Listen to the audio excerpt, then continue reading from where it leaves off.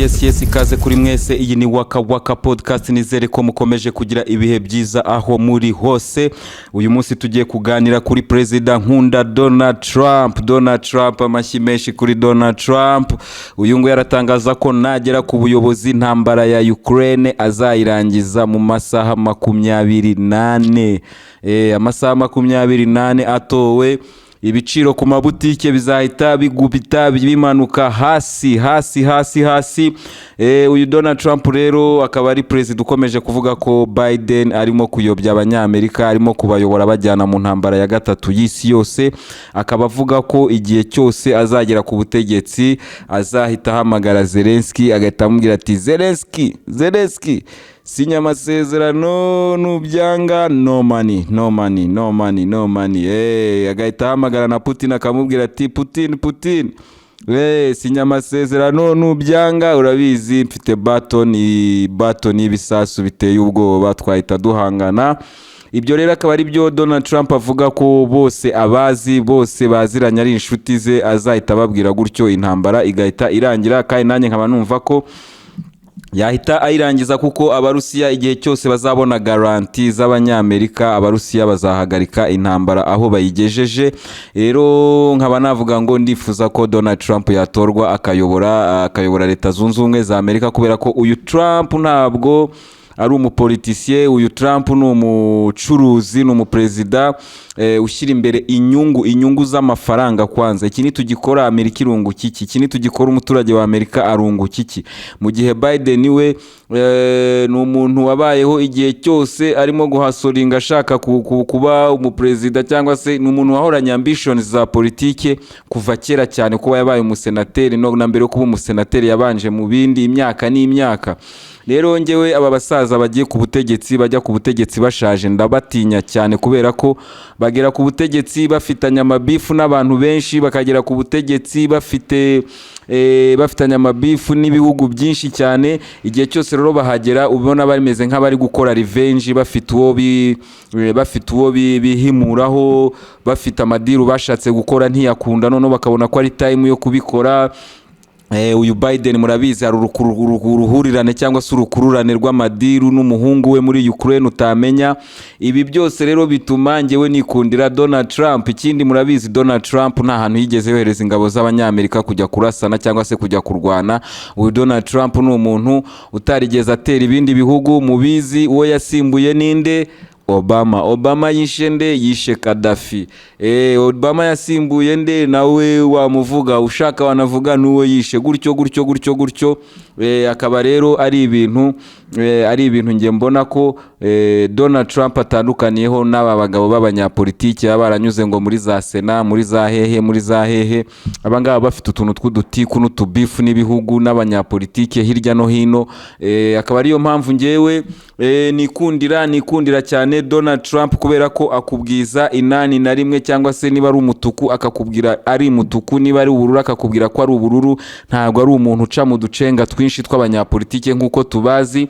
Ngewe niyo mpamvu nshaka Donald Trump. Murabyibuka gitorwa avuga ati inganda zose ni z'abanyamerika ko zibereye mu Bushinwa. Umunyamerika se ari kungukira hehe? Abaturage bacu barabura akazi, bakagira gute? Inganda twazijyanye hehe?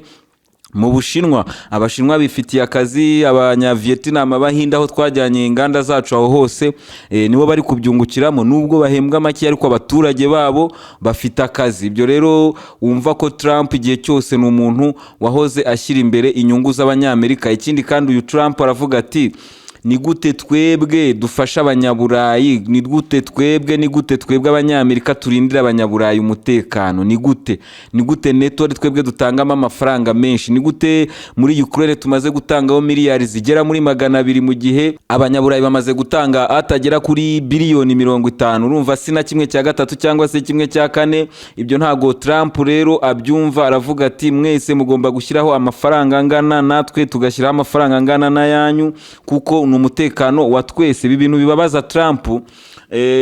Yarabivuze nkomeza kubitekereza, ariko mpita mbihuza n'ikintu kimwe cyahise kinyereka ko koko aba banyaburayi nyuma y'intambara ya kabiri y'isi yose bamaze kubona ko bagiye muri neto, bahise bafata umutekano wabo bawuharira abanyamerika, bashyira amaboko mu mifuka bumva ko ibihugu byabo nibiterwa bazatabarwa n'iki, bazatabarwa n'abanyamerika. Murabyibuka Hitler agitera yakubise abafaransa twawubirigi biriya bihugu byose arabifata mu gihe gitoya. Ahantu atakinishije, ahantu byamugoye ni mu Burusiya, ni nabwo bwamutsinze. Rero aba banyaburayi bizeye ko igihe cyose bagira ikibazo abanyamerika babarinda, ari nayo mpamvu akamukumve neza, ari nayo mpamvu abafaransa, abongereza, abadage, abanya-Espanye muri iki gihe Ukraine ikeneye ibikoresho, barimo kuvuga bati ibikoresho natwe byaradushiriye, ibifaru dusigaranye ibiri strategique mu gisirikare cyacu, izo za kanose zari cyangwa se ibyo bibunda bikomeye duhereza Ukraine, ibyo dusigaranye ni ibiri strategique, amasasu cyangwa se ibisasu bisigara, ibyo dusigaranye ni ibyo kurinda umutekano cyangwa se ibyo kurinda Ubufaransa. Ibyo rero biturukana n'iki? Nuko nyuma y'intambara ya kabiri y'isi yose ibi bihugu ntago byigeze bikomeza kubaka ibindi bintu bya gisirikare. Niba bafite ubwoko bw'ibifaru bakoraga ibyo bakeneye mu gisirikare cyabo, ubundi ibindi bagahagarikira aho ngaho. Mu gihe abanyamerika n'abarusiya igihe cyose babayeho mu mwuka w'intambara, igihe cyose babayeho hari abantu bashobora kurwana ejo cyangwa ejo bundi, ibyo rero byatumye bakomeza kwizigama no gukomeza kubaka ibindi bintu no kukubaka ku bwinshi ibintu byinshi. Ariyo mpamvu usanga uyu munsi abarusiya baracyakoresha ibintu bakoreshaga mu gihe cy'abasovieti, abarusiya baracyakoresha ibifaru byo mu gihe cy'abasovieti. Aba banyaburayi rero bo bafata n'ibyashaje bakabisenya bagasigarana ibiri smart, nyine bya bindi babarira mu gisirikare cyabo. Ariko uyu munsi bisanze nta contribution ihagije bashobora gutanga muri Ukraine kubera kwizera cyangwa se kumva ko babundikiwe n'abanyamerika. Ubu ngubu rero Trump yarabatahuye, aravuga ati nge narabatahuye, ntago nzongera gutanga contribution irenze iyanyu, uyu muryango ni uwacu, twese tugomba gushyira hamwe tugakorera hamwe. Murabyibuka kandi uyu Biden kubera byandi nababwiraga byo kuvuga ngo umuntu yabaye muri politiki igihe kinini, noneho akumva ko agomba gukemura amabifu cyangwa se akumva ko hari abantu bamugomba ibintu byanze bikunze. Uyu Biden yishyizemo ko Arabia Saudite imugomba. Murabyibuka intambara itangira guturika muri Ukraine, Biden ari kubwira abarusiya ati twebwe turabafungira gucuruza essence, twebwe turabacungira, ntago muzongera gucuruza essence ku isi, ngiye mfite Arabia Saudite. Biden yahamagaye muri Arabia Saudite iminsi 2 yose batamwitaba. Ibyo bintu niko byagenze, ntabwo ari ibikabyo. Yamaze iminsi irenga 2 ahamagara batamwitaba, ahubwo yagiye kubona abona umwami wa Arabia Saudite yakoranye inama na Vladimir Putin. Biramucanga, Biden biramucanga, atangira kuvuga ngo Arabia Saudite bizayigora, Arabia Saudite izatubona tuzayihoreraho, ibyo yakoze sibyo. Iminsi yakurikiyeho Biden akandaho ngo Arabia Saudite yongere production y'igitoro ku masoko. Arabia Saudite iramubwira ati ntabwo twakongera tutabyumvikanyeho n'abarusiya muri OPEP. Murabyumva rero, uyu Biden bagiye bamuca amazi. Ubwo singiye kugaruka ku bihugu bya Afrika uburyo nabyo byagiye byizamura bikavuga biti natwe ntago mukomeza kudukoresha gutyo, natwe dufite ijambo.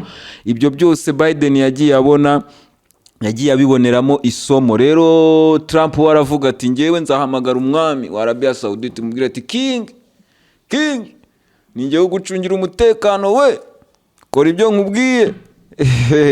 Ibyo rero tuzabigarukaho turi kuganira ku kiganiro cya BRICS, tuzabigarukaho tubiganireho neza, twumve niba uyu Donald Trump agifite izo mbaraga kuri king wa Arabia Saudite. Tuzabiganiraho mu kiganiro kizaza. Ariko nyine urumva Trump ni umuntu, n'impamvu akubwira gutyo muba mwaganiriye business, ahubwo ati kora gutya nanjye ndakora gutya. Ariko nitutumvikana nabwo ari kujya hardware, ubwo nanjye umenye ko nanjye ndi tayari. Noneho mukumvikana atari ibintu byo gucengacengana bya Biden byaki.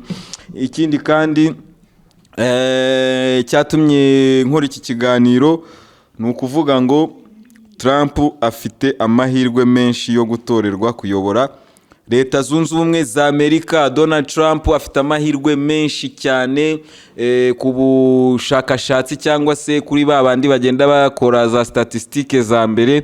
Biragaragara ko Donald Trump ari uzahagararira abarepublikani. Biragaragara ko nanagera mu matora yo gutora umukuru w'igihugu akaba hari Biden, noneho uwo nguwo we azatsindwa kare, kuko Trump aravuga ati Biden ntashobora no gukora interuro ebyiri zifatanye. Uyu Biden we ajya atsetsa nawe tuzamukoraho ikiganiro. Trump aba yamwibasiye cyane, avuga ati Biden udashobora gukora interuro ebyiri. Yari kumanuka mu ndege, abasirikare baba barimo barahamagarana ngo Igo One amanutse mu ndege, aramanutse noneho undi akahita avuga ngo okay, ngo yabishoboye kugera hasi, yageze hasi ataguye, yahageze ngo okay, umucungire hafi, noneho aragiye nibyo ngibyo. Igo One aramanutse, yabishoboye kugera hasi ataguye, aratambitse ntago aguye. Ariko uyu Biden nyine ni umuperezida uteye kwibaza byinshi, umuperezida wibagirwa. Mu minsi ishize yahamagaye umuntu umaze imyaka 4 apfuye, umuntu wakoraga muri presidence ya Amerika bita Jackie. Biden yagiye kugira gutya avuga ati where's Jackie bikamucanga. Ariko noneho reka nze nishyiremo nk'aka ka video buretse uzurebe. Ni hano ni ndahagarara he hano no oya reka jya ibi bintu bijya bitsetsa. Izi video za Biden ziransetsa. Rero reba hariya katwurira indege ubushize bwo yaravuze ngo mu myaka 300 ubwo yagraduatingaga, ngo yagraduatinze mu myaka 300 biba biteye ubwoba. Uyu Biden nanone aherutse kujya mu nteko ishinga amategeko yo muri Canada ashimira abashinwa. Mu mwanya wo gushimira abanyakanada ashimira abashinwa. Ariko ikintu kiri kuvugwa nashakaga kuvuga muri podcast nyamukuru nuko Donald Trump afite amahirwe yo gutsindira kuyobora Leta zunze ubumwe za Amerika, kandi natsinda kuyobora natsinda amatora ataha, nivuga ngo Zelensky ibyo yigira byose azaba ategetswe kujya ku meza y'ibiganiro, kubera ko nta wundi muterankunga afite yasimbuza abanyamerika. Abanyaburayi ntibashobora gusiba icyuho cy'abanyamerika, kuko Trump nibyangaza nababwira ati noneho nimubage mwifashe, ubundi ni ikibazo cy'abanyaburayi, ngiye nta mafaranga nongera gushyiramo. Byumvikana ko rero ni nayo mpamvu nababwiraga ko iyi ntambara yo muri Ukraine ubifitiyemo inyungu ko itinda ni Putin. Icyo asabwa ni ukuyimanaginga ikaguma hiri, ntiwongere kwa indi migi cyangwa se gutakaza utundi duce, ahubwo byaba byiza bakigarura utundi. Ariko binagumye aho biri ku Barusiya ntacyo bibatwaye, icyo basabwa ni ukumanaginga iyo conflict gusa ikaguma aho iri. Mu gihe abanya Ukraine bo bagomba kurwana n'iyo timing yo kuvuga ati Trump azatorwe, byibura dushobora kugira ijambo rifatika mu biganiro. Twarigaruriye uduce dufatika ku buryo nitujya kuganira n'Abarusiya tuzaba dufite ijambo mu biganiro. Ibyo byose rero aba banya Ukraine ntabwo barabigeraho, ari nayo mpamvu wavuga ngo bo igihe kiri kubasiga. Niyo mpamvu ubona buri gihe uyu Zelensky abarira ati batubeshye, ugasanga Zelensky arimo ararira ati imbunda zigeze hehe. Ubushize noneho mwumvaga ko yari yihaye cyane abanyamerika, ubwo bamwangiraga kujya muri net, avuga ati nakare kose nimwe mwambujije gutangira contre-offensive impeshyi kigeramo, tuyitangira dukererewe, Abarusiya bariteguye, ubu ngubu noneho tugiye gusubira muri Rasputita. Mbese ni ibintu kuri Zelensky birimo kumucanga, arivuga ati timing ya Trump azagire ku butegetsi mfite side ifatika, mfite ingufu zifatika nitujya no mu biganiro, ku buryo nzabasha kuba navuga humvikana. Rero ibyo byose ni ukubitegereza tukazareba. Gusa njyewe ndifuza ko Donald Trump yatorwa akayobora Leta Zunze Ubumwe za Amerika, tukareba ko batugabanyiriza ibiciro ku masoko, kuko ibiciro bimeze nabi, ibiciro bitumereye nabi, ibiciro birazamuka umunsi ku wundi. Urumva ubu noneho bongeye guhagarika ibiva ku mpeke. Ubu ni ukuvuga ngo ibintu byose biva ku mpeke nyine bigiye kuzamura ibiciro. Abahinde mwumvishe ko nabo bahagaritse imiceri yabo, ubu ibyo nabyo bigiye kuzamuka. Kandi ibi byose ni uruhererekane rw'iyi ntambara yo muri Ukraine. Rero nkaba numva ko umuntu yasaba ko hazaho umuperezida ushaka ko ibi birangira, ushaka ko dutangira kubara amafaranga, tujya muri business yunguka amafaranga. Ibyo nibyo tugomba kujyaho, tukava muri utu tuntu two hirya no hino tw'amafuti. Rero ndabashimye cyane, ariko ntabwo nagenda nanone nkuko tumaze kubimenyera. Ntabwo nagenda tudasomye comment nkeya. Komera cyane, uyu ninde bamwita Ntezi ry'Imana Daniel, ati komera cyane, uwo barimo kukurangira witwa Kofi afite Rwanda burundu. Anyway, watumwihorere. Dukeneye n'amakuru y'intambara y'Uburusiya na Ukraine nkuko video. Okay, ngiki twakigarutseho muri podcast yashize. Katurebe undi hano. Zelensky gutsinda Uburusiya ni inzozi gusa atazigera akabya n'umunsi numwe. Ni message ndende ariko ndayisoma. N'umunsi numwe ni message y'uwitwa Kayitesi Afsana. Kayitesi Afsana ati Zelensky gutsinda Uburusiya ni inzozi gusa atazigera akabya n'umunsi numwe. Harabura igihe gito ngo bimurangirane, kuko basebuja bamaze kubirambirwa, nta bushobozi bafite bwo gutsinda Russia. Nabo ubwabo baripimaga ngo barebe aho bageze. Akonda gakunze Afsa, none basanze bagifite urugendo rurerure rwo kugenda. Bazamusaba kumvikana na Russia, kandi nibyo bintu atinya cyane, kubera ubuzima bw'abanya-Ukraine yashyize mu kaga. Iyo biza kuba kumvikana, yakabaye yarabikoze kare. Abanya-Ukraine bazamurya niyibeshya. Ubu niho ibintu bigeze. Afsana, message yawe ndayikunze cyane, ariko kubera ko ibyo uvuga nibyo, aba banyaburayi nkuko nabivuze mu kiganiro cyabanje, no kuvuga ngo Ukraine yabaye nka laboratory baza gupimiramo ibitwaro byabo, uburyo bikora. Iby'Abarusiya se twahangana nabo gute? Tekinoloji y'urugamba igeze hehe? Ibyo nibyo bintu biri kubera ahangaha muri Ukraine. Rero nkuko nanone ubivuze, uyu Zelensky igihe cyose azibeshya akajya ku meza y'ibiganiro agasinya amasezerano agatakaza turiya duce, n'abanya-Ukraine ibihumbi n'ibihumbi, kuko hari muri Ukraine hamaze gupfa abantu benshi cyane. Trump we yaravuze ngo abantu bamaze gupfa muri Ukraine ntago tuzi imibare, ko imibare yose batubwira baratubeshya. N'intambara nirangira ngo tuzasanga harapfuye abantu benshi birenze urugero. Ayo akaba ari amagambo ya Donald Trump yunga muri ibi ngibi Afsana yavuze. Ndagushimiye cyane kabisa, ibintu uko ubibona niko bimeze. Ntabwo bikiryoshye cyane, usigaye wihisha, byari byiza uvuga tukureba. Yego, mu minsi ya vuba tuzaba turebana. Ndakeka naraketse ko content yariyo ya mbere muba mushaka, ariko nzajya nyuzamo nazi hano dushutinge turebana. Ibyo ndabikora vuba cyane ku kiganiro kigendeye kuri comment zanyu. Kuki mutadushyiriraho full movie y'urugamba? Ingi nayisubije mu kiganiro gishize, ariko nayisubiramo. Movie rura rugamba ntabwo ari movie. Rura rugamba n'urugamba nyarwo, na amasasu nyayo. Ntabwo ari movie. Waka podcast hejuru cyane. Love from Burundi. Ndabasuhuje cyane, inshuti zanjye ndabasuhuje cyane. Vuba nzaza kurya umukeke kuri Saga Plage Turigisi.